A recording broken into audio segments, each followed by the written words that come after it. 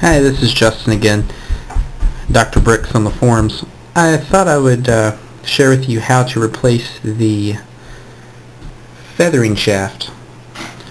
I've upgraded my head from the plastic to a metal head, as you can see here. But one of the first things I did when I took the Healy out for a flight was, of course, crash it, and the feathering shaft was bent pretty bad. I managed to bend it back. You can see this looks pretty straight. But one of the things I recommend is definitely having one of these tool sets, the EXI tool sets. It comes with everything you need. Primarily, you're going to be using this 5.5 box set to get in here and get that bit off. What's nice about this EXI tool set is that it comes with a spare 5.5 box head. So, because you need that for the other side, otherwise you'd have to go to AutoZone or some hardware store to buy a 5.5 millimeter. So, you're also going to need the old ball link plier. So I'm just going to set the camera down here. Hopefully it takes a decent picture for you guys.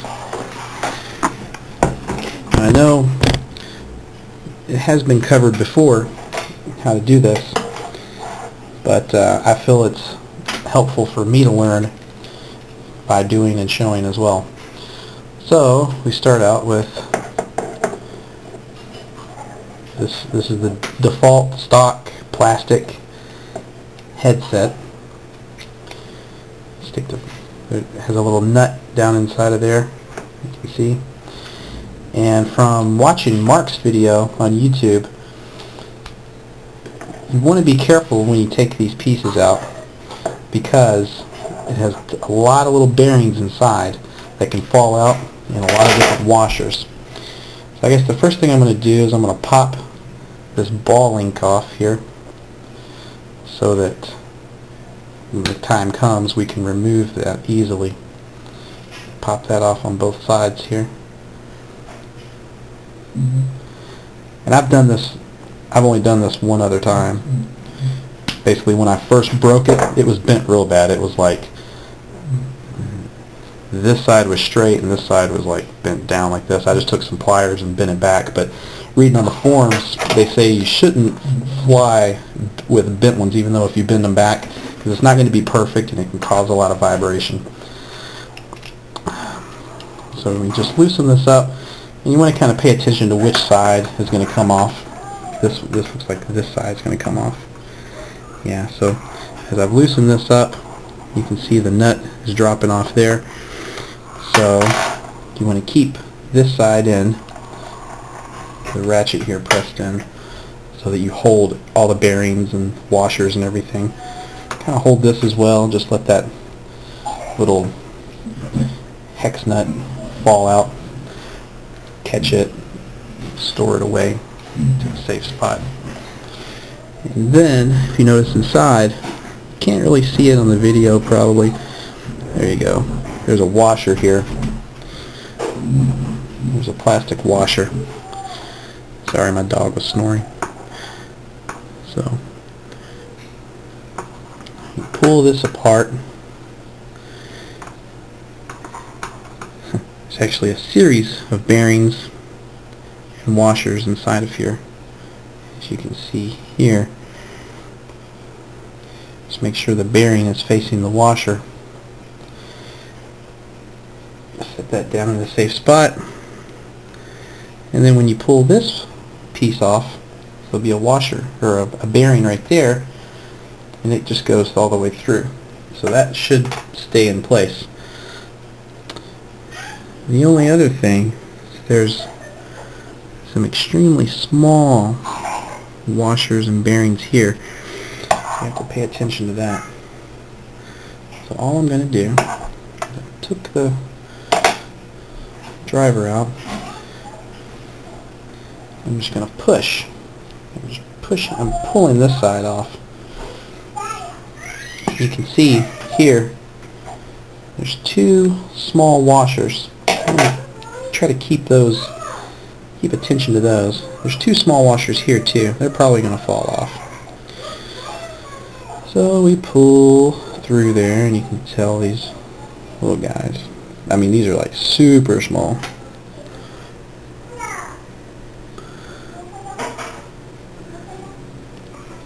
One side's flat, one side's raised, just slightly. I know you probably can't see it on here, but the raised side you're going to want to keep facing toward this, the feathering shaft assembly here. The raised side is on that, the flat side is up against these other two little washers. And these little washers here are tiny. So I'm just going to pull this off and just watch these little guys fall. I mean, there's no substance to these little guys whatsoever. They are super thin. Super thin. I'm just going to set those down with the first washer. So a total of 3 washers just came off from inside of here. There's going to be the same 3 washers on this side. So pull it off, and everything pops off.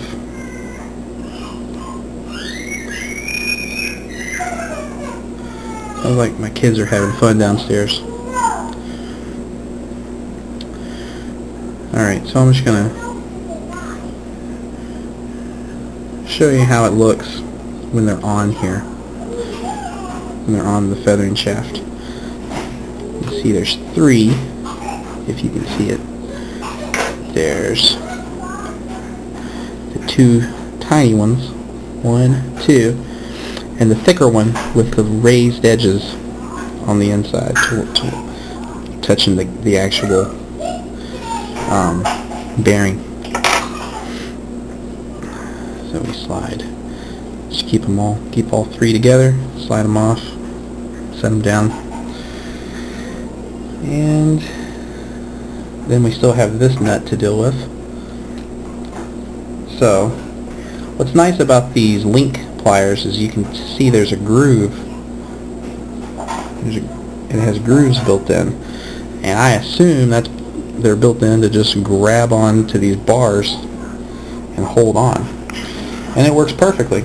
I can just keep a grip and untighten that nut. And I don't know if you can see it, but I definitely feel the wobble.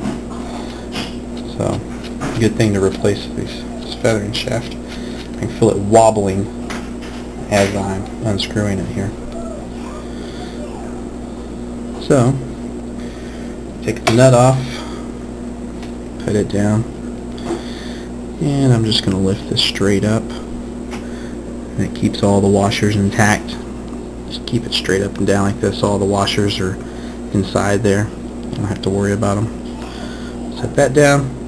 So here's the bent feathering shaft. I'm just going to rotate it a little bit. Maybe you can see I did a pretty good job of bending it back, but you could probably see where it's bent a little bit here.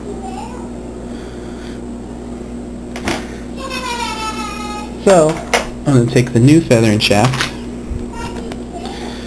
that I bought off of xhealy.com, I guess, feathering shaft set. This was relatively inexpensive. What's nice about it is that it comes with two feathering shafts in the set. I only need one, and it's good and oiled up. So I'm just gonna take one of these guys out. I'm not an expert or anything, so I could be doing this wrong, but I don't know if I need to put extra grease on it or anything, or if it's fine because it is pre-greased. But I'm just going to slide it down into this hole, since I already have my washers in there. Makes sense to go down so they don't, not